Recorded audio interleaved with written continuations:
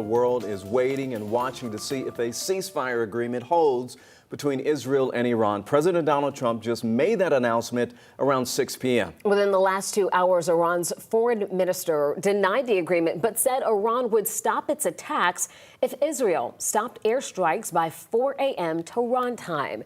Now, it is now past 6 a.m. in Tehran, and according to the Associated Press, there have been no reports of Israeli strikes. However, there are now new reports of sirens blaring in Israel, the nation's military warning the public of missiles just launched from Iran. And we know the agreement is meant to be phased in over 24 hours.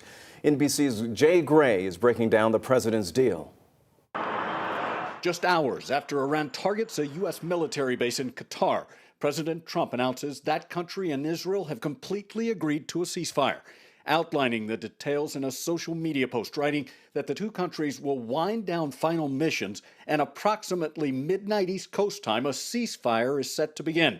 And within 24 hours, he says, there will be an official end to fighting. So that's good news that the president was able to get that across the finish line. The announcement comes after Iran fired missiles at the Al Udeid air base in Qatar, payback for the U.S. bombing 3 nuclear facilities over the weekend. The president calling the retaliatory strike weak and said no Americans were harmed. On Saturday, Trump praising the U.S. airstrikes. I can report to the world that the strikes were a spectacular military success. These images show the before and after of the 3 sites. Isfahan Technology Center taking a direct hit, and at Natanz, a crater remains where a bomb hit. But it's difficult to determine damage at the Fordo facility, buried deep underground.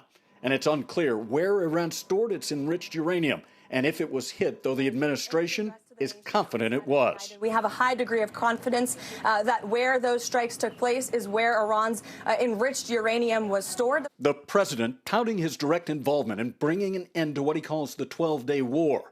Jay Gray, NBC News.